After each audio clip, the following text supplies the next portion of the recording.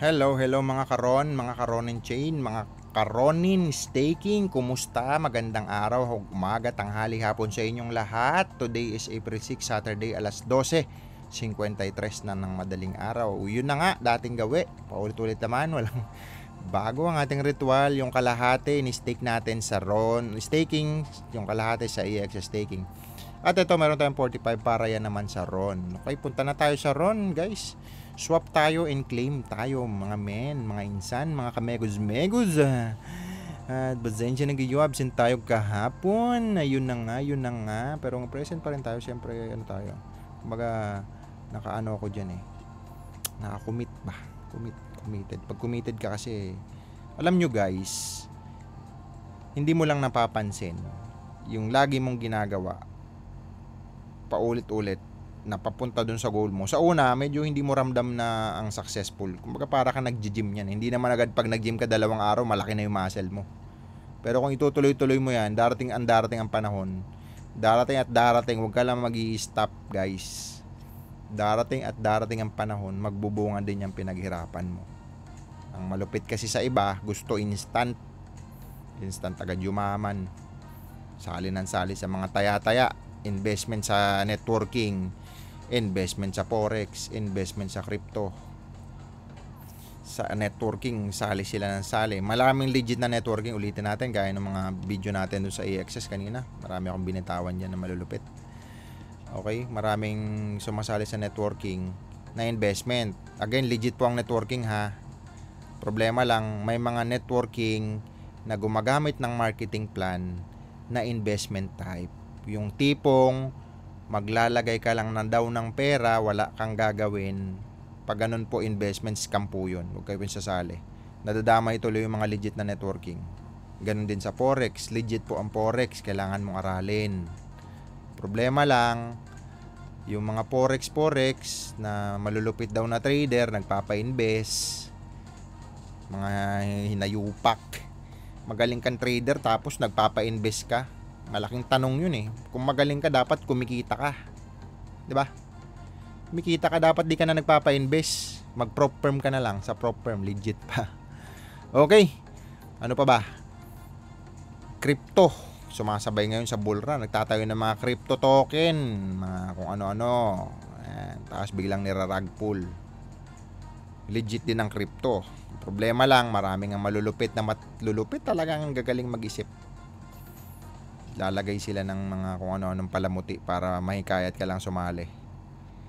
So, ayun lang. Kawawa lang yung mga tao. Ito tayo kay nonsense. Yan. Delegate muna natin. Max mekos-mekos lang natin yan minsan. Tira tayong 20. Yan. Tira tayong 1. Delegate. So, ayun lang, paalala lang guys. Siyempre, pera nyo yan. Again, pera nyo yan. Disclaimer. Hindi po, ang pinagsasabi ko dito, hindi po financial advice. Kung anong binibili ko, bili nyo din, ha? Pera nyo po yan, mga insan. Pera nyo yan. Walang ibang magkukumbinsi sa'yo kundi pera. Ikaw pa rin, ikaw magkiklik ng keyboard mo. Kung sasali ka man sa mga networking, sasali ka man sa forex, sasali ka man sa crypto, dapat extra pera mo lang. Yung kaya mo lang pag malugi, okay lang. 'Di ba? Malugi man, nun hindi masakit sa bulsa. Yung iba kasi, grabe. Pang tuition, men. Pang tuition, pang kimo. Tinataya. Sugal lang tawag doon. Hirap nun. Okay. At basa tayo ng comment guys. Shoutout muna sa 635 subscriber natin. Check natin yung comment ng mga Ron. Kanina tapos na magbasa sa EXS. Sa Ron naman. Sabi ni Iron Heart, good day sir. Ginagamit nyo po ba ang malware bait? Hindi po. Yan. Next. Kay Nick Arthur Tan, present. Shoutout sa iyo sir. Jan Cryptoholic, sir, pacheck naman Tatsu under ng Tao Network. Ba, ito check natin. Tatsu. May ano pala yung Tao. Tatsu. Okay. Tatsu. Pero ano, kung BRC22, ay hindi, Ethereum yan. Tatsu. Hindi, Ethereum to eh. Paano yun? Under ng Tao. Hindi ko to alam sir ha. Hindi ko siya ma-search. Teka lang. Search nga. Lapin nga ulit ang tanong mo. Tatsu. Under ng Tao Network. Wala eh. Wala siya sa CoinGecko no.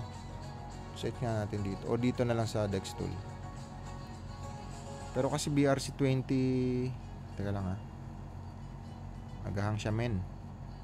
Dami kasi naka-open eh.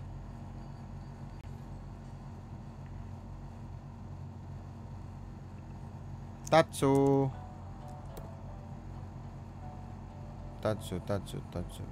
Wala eh. Ito na siguro to. Ayan nga. Ano. Pag check mo yan, one audit lang. Ayan. Ito may, pag may mga ganito kasi sir, allergic na ako dyan eh. Dapat 0. Okay, 1 hour. Lipat mo lang sa D1. Ibig sabihin bawat chart niyan, D1. Bawat isang candlestick. Sorry, hindi chart. Ayan. Nag-start siya dito February 29, February 19, February 16. Yan. Di swerte mga nakabili dito, no? 4 naging 40, no? Swerte din talaga. Ito 67. So, tapos makikita mo yung pagbaba mo dito, kung may mga wheels ba dyan, na mga bot. Ayan, may mga bot kasi minsan eh. Ayan, ito mga bot yan, oh. Grabe, oh. Talagang pinamplang. Daming bot. Bot. Ito market cap niya, maliit pa yan. Makikita mo naman yan, CoinGecko yan. Supply niya. So, $41 siya. 1 million yung supply, oh. Mura. Pero kasi, kung Tatsu, kung ano, baka hindi ito yung hinahanap no, sir. Kasi iba yung ano niya, oh. Ethereum network siya, hindi siya Tau network, eh. Parang Tau. May bagong networking Tau din, eh. Okay. Next.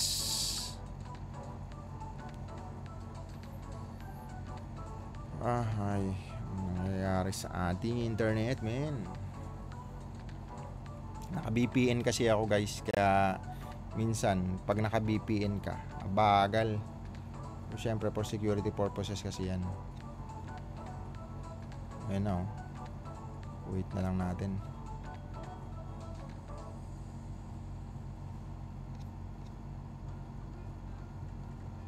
Ayan. So, tapusin na muna natin to. 58.77.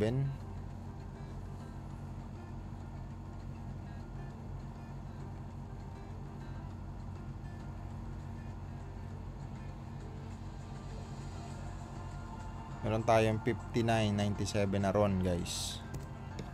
Okay, basa tayo ulit ng comment. Hindi ko siya makita, sir, eh. I don't know kung tama ba ako dyan. Kung tama yung ano natin. So, next, One Piece present ng pagbabalik. Okay.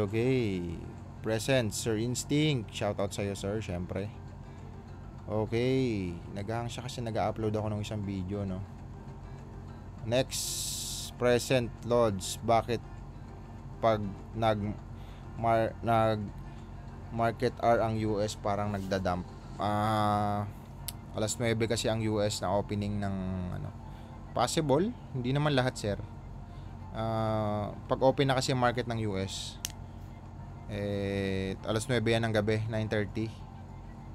Alas 9 to 9:30 yan, open US. Kaya yung mga trader, apektado kasi yan minsan, interest rate.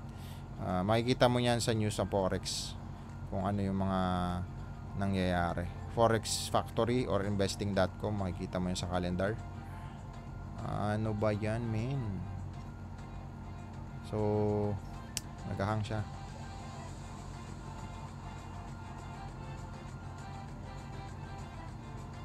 Okay, Mon_17 present sa Ron Lodge. Bakit pag nagmamarket? Ayun na nga. Depende, hindi naman lahat, sir. Hindi naman pare-parehas. The Castro Gaming. Sir, saan nyo ba nilalagay Mantar token nyo? Binili nyo sa Trust Wallet. Sa exchanger lang ako, sir, bumili. Okay? Isa yan sa mga ano mga RWA for the asset. Should I buy po, sir, after halving, or maganda po mag-imbak now? Nasa sayo yan. Pwede rin after halving, kasi kadalasan after halving nagdadump, eh. One maliit lang naman, pero hindi natin alam, eh, kung ano mangyayari. Kaya hindi ko rin mabigay sa inyo ang pinakamalupit na so yun lang ang comment. Shoutout sa ating 635 subscribers. Share nyo na ating channel, Mr. KGB Crypto. See you tomorrow, guys, and bye bye. See you tomorrow.